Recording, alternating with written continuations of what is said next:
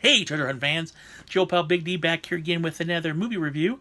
Last weekend, my wife and I went and saw the highly anticipated 2018 release of Halloween. Yes, Michael Myers is back. He's my favorite slasher. He's my favorite stalker. He's my favorite horror icon. It's back and it is glorious. I'm going to do the best I can not have any spoilers in this. What I'm going to talk about will basically what you see in the trailers, so it shouldn't mess too much. But essentially, this movie is a direct sequel to the first one. So what they did was they took 2 through, what is it, 8, and disregarded and put it off the side. This is a direct sequel. So essentially, what's happened is this is 40 years after that night, after Michael Myers attacked Laurie Strode, after he killed a bunch of her friends, and he was put back in jail. So it's been 40 years, and now she's been living 40 years with this thing looming over her about Michael Myers. He's still alive. He's in the insane asylum. She knows that someday he's going to come back, and so you got a survivor who's been living her whole life on the edge, not knowing when this fateful night's going to come around again, and he will come back.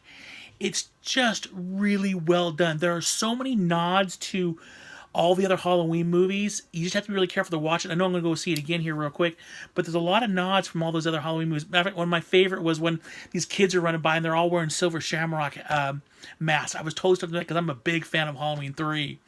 So it was really cool to see. I thought that everybody did a really good job. It was very believable. It was a classic slasher movie with today's standards. It was really, really well done. John Carpenter's music was way beyond spot on. It was so well done.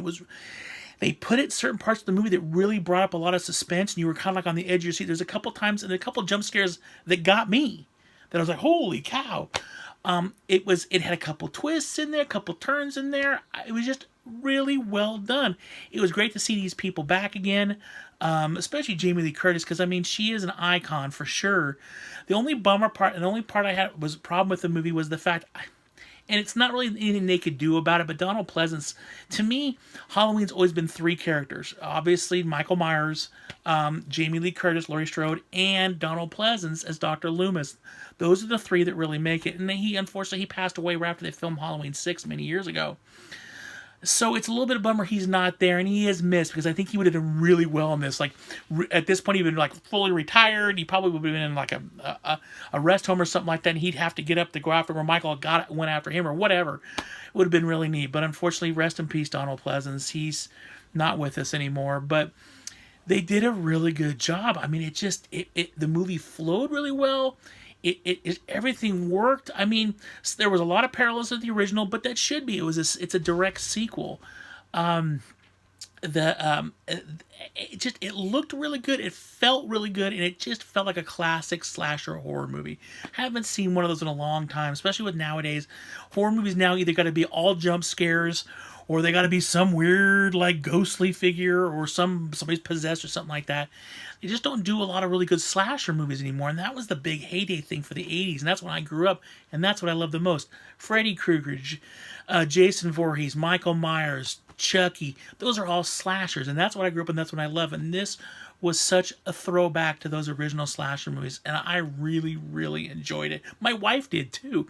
What was great about this movie is some of the killing was done off screen, so you heard it, but you didn't see, and that's such a throwback to like Texas Chainsaw Massacre, where a lot of that you just hear it, and so it was great because your mind make up, okay, what's he doing? How's he doing this?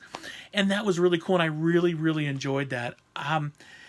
I can't say enough good things about this movie. It is definitely one you want to see in the theaters. I think that everybody was like really excited watching the movie when I saw it. It was a sold out auditorium when I saw it on Friday night.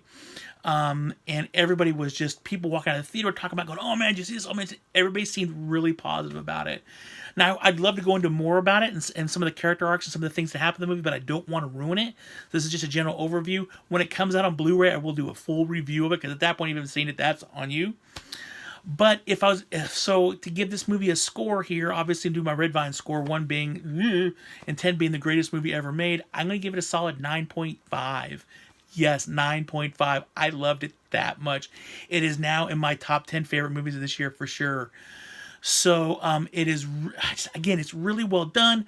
They got Nick Castle come back as the Shape, and they even referred to him as the Shape in the movie, which was awesome. they knew how to work it. Even the girl who played totally oh my gosh, PJ Souls was in the movie briefly, so it was really cool. They got some of these people to come back to do this movie, and even though PJ Souls died, she was just a teacher in this one.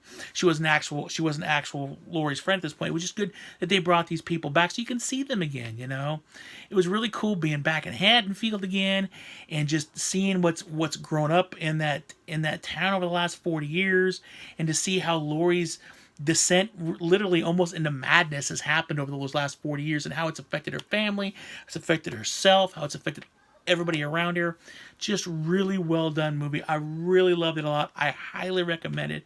It's definitely a must see, and I would definitely go see it in theaters, because I saw the original Halloween in theaters. Now, I didn't see it on its first run because I was only 7 years old when that came out.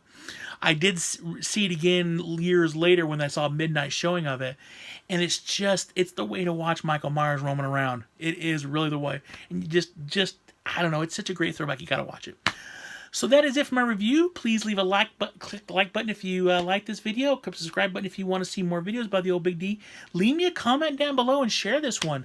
Let me know. Did you see Halloween this weekend? What were your thoughts on it? Are you going to see it? Or are you not going to see it? If you're not going to see it, let me know why.